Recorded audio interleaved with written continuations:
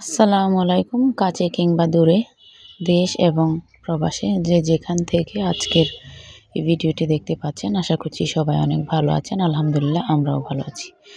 আমরা যাচ্ছি, আমার আব্বা অসুস্থ, তাই আব্বাকে দেখতে। মহান আল্লাহ পাক যেন আমার আব্বাকে সর্বদাই সুস্থ রাখে, ভালো রাখে, সেটাই আশা এবং প্রত্যাশা করি, সাথে আম্মাকেও। তো আমরা যখন যাচ্ছিলাম, আমার বড় মেয়ে ছোট মেয়েকে এগিয়ে দিল গাড়ির মধ্যে। তারা অনেক খুনসুটি করলো। তো সবশেষে আমরা সবাই রওনা দিলাম। বড় মেয়েটাকে নিয়ে ওর পরীক্ষা চলতেছে সেজন্য। তো আমরা সব কিছু রান্না করে রেখেই গিয়েছি, যাতে করে ওদের কোনো কষ্ট না করতে হয় খাবার দাবারের জন্য। আর আজকে যাচ্ছি, আজকেই চলে আসব। তো এভাবে করে আমরা রাস্তায় সবাই মিলে যাচ্ছিলাম আর একটু একটু করে ভিডিও করছিলাম, যাতে করে আপনাদের সাথে শেয়ার করতে পারি। তো এটা আসলে আমি শখের বশে করি। সব সময় সব ভিডিও আমি সব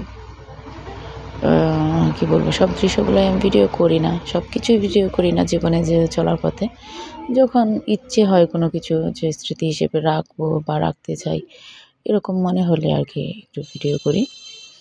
তো আব্বা যেহেতু অসুস্থ, কোনো কিছু খেতে পারে না, সেজন্য আব্বার জন্য এই কই মাছ, সাথে একটা শিং মাছও দিয়ে দিয়েছি, যেহেতু আমি শিং মাছ ভুনা করছিলাম আব্বার জন্য। তো এভাবে করে ভাজি করলাম, গোশত রান্না করলাম। তারপর গোশতটা আসলে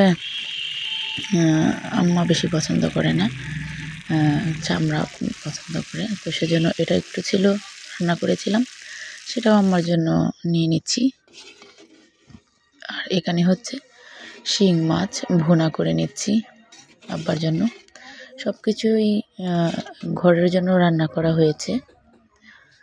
তো এখন আলাদাভাবে আবার আব্বার জন্য রান্না করে নিচ্ছি। আর এটা হচ্ছে বাঁধাকপি দিয়ে শিং মাছের তরকারি, এটাও ছিল, চাল করে রেখে যাচ্ছি। এটা হচ্ছে কিশোরগঞ্জের ঐতিহ্যবাহী চাপা শুটকির তরকারি, সিম, তারপর আলু, মানে বিভিন্ন সবজি দিয়ে আর কি। তো এখন এখানে আমি বাঁধাকপি ভাজি করব, সেজন্য এখানে বাগার বসিয়ে দিচ্ছি আর কি। আমাদের আঞ্চলিক ভাষায় বাগারই বলা হয়, জানি না কোন দেশে কি নামে এটা পরিচিত। তো এখানে আমি রাইস কুকারের মধ্যে সিদ্ধ করে নিয়েছিলাম বাঁধাকপিটা।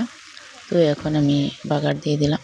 তো এখানে আপনারা চাইলে, আমি কাঁচামরিচ দিয়ে সিদ্ধ দিয়েছিলাম, আপনারা চাইলে কিন্তু এখানে শুকনো মরিচ ভেজে নিতে পারেন তেলের মধ্যে, আবার আরও কাঁচামরিচ নামানোর আগে আর কি দিয়ে দিতে পারেন, তাহলে ফ্লেভারটা ভালো আসে। ধনেপাতা দিয়ে দিতে পারেন।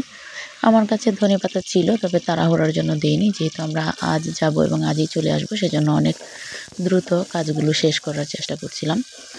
তো এখন আমি আরও একটা তরকারি বসিয়ে দিচ্ছি। এখানে আমার খালা শাশুড়ি এসেছে, মানে এখানে অনেক দিন যাবতই আছে আমাদের পাশে। তো উনি পছন্দ করে জলপাই দিয়ে এভাবে করে পুঁটি মাছ রান্না করা, সেজন্য অনেক দ্রুততার সাথে এই তরকারিটাও রান্না করে রেখে যাচ্ছি, যাতে করে খেতে পারে। তো এই তো আমি এখন চলে আসছি আমার বাবার বাড়ির গ্রামে। তো এই তো বাবার বাড়ির গ্রামটা আসলে ওই যে একটা গানের মধ্যে হয়তো বলেছিল, একবার যেতে দে না আমার ছোট্ট সোনার গায়ে। আসলে গ্রামের পরিবেশ বা সেটা যদি হয় নিজের বাবার বাড়ির গ্রাম, তাহলে তো আরও অনেক বেশি ভালো লাগে।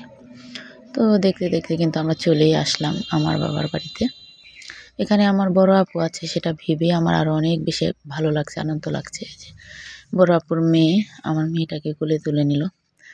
তো বাবার বাড়ির কোনো ভিডিও শ্যুট করিনি, মানে আরও অনেক যে মুহূর্তগুলো কেটেছে এখানে সারাদিন, সেগুলো কোনো কিছুই ভিডিও করিনি। আর আসল কথা হলো, আমি যদি আনন্দের মধ্যে পড়ে যাই, তাহলে ভিডিও করাটা আমি ভুলেই যাই। তো এখানে আমার বোনের মেয়ে, ও জলপাই পাড়তেছিল, খুব একটা মানে পারা যাচ্ছিল না আর কি। আর ও চেষ্টা করেই যাচ্ছিল, আর এগুলো আমি একটু মজা করে ভিডিও করেছিলাম, এছাড়া আর কোনো কিছুই ভিডিও করিনি। আমার ছেলে এখানে দাঁড়িয়েছিল। তো যাই হোক, আপনাদের সাথে শেয়ার করার জন্য এটাও, মানে আমি স্মৃতি হিসেবে রেখে দিলাম। তো এবার সারাদিন ঘুরে ফিরে আব্বাকে দেখে সবাইকে দেখে এখন বাড়ির উদ্দেশ্যে আবার রওনা দিলাম নিজ গন্তব্যে। তো সারাটা দিন আমার অনেক ভালোই কেটেছে, অনেক ভালো লেগেছে। আলহামদুলিল্লাহ, আলহামদুলিল্লাহ, আলহামদুলিল্লাহ যে আমার আব্বু আগের চাইতে আরও অনেকটাই ভালো আছে, অনেকটাই সুস্থতার পথে। উনি নিজে পায়ে হেঁটেই জুম্মার নামাজ আদায়ের জন্য মসজিদ পর্যন্ত যেতে পেরেছে। দুটো মেয়ের জামাই এবং আমার ছেলে, মানে আমার হাজব্যান্ড এবং আমার দোলাভাই, তাদেরকে সঙ্গে নিয়েই নামাজ পড়তে গিয়েছিল। দেখে একদম মনটা ভরে গিয়েছিল। তো সারাদিন ঘুরে ফিরে আস্তে আস্তে একদম সন্ধ্যা হয়ে গিয়েছে। দেখতেই পাচ্ছেন ওই যে দোকানের মধ্যে কিন্তু লাইটগুলো জ্বলছিল। তো এর ভিতরে রাস্তায় আমার ছেলেকে নামিয়ে তার মাদ্রাসায় পাঠিয়ে দিয়েছি, যেহেতু সময় হয়ে গেছে সেজন্য তাকে মাদ্রাসায় পাঠিয়ে দিয়ে আমরা বাড়ি চলে আসলাম। তো সবাই ভালো থাকুন। আসসালামু আলাইকুম।